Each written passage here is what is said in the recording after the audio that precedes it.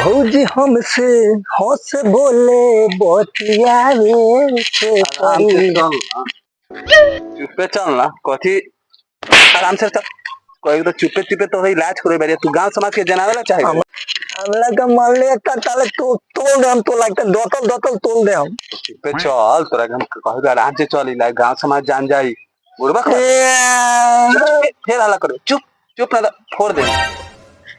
आराम से चल, आराम चल, घरे चल, घरे आराम से। अभी दुनो न भाई आई कि ना आई।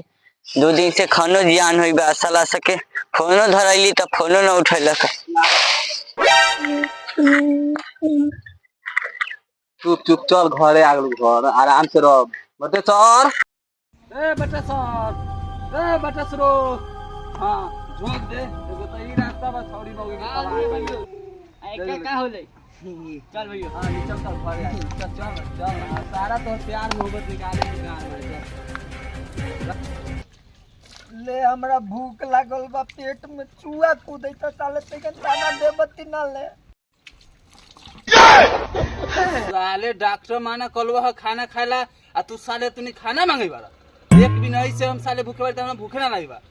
चाय या बिस्कुट खा लिया आराम से, शांति से रह। बेटे सर लिया चाय बना। साला चोटो लागेला केकनी के। ताले ठीक वेल ताय पियाला ताय ताय। हंसते वाला झोंक दे मुंह पर, हंसते वाला चुप।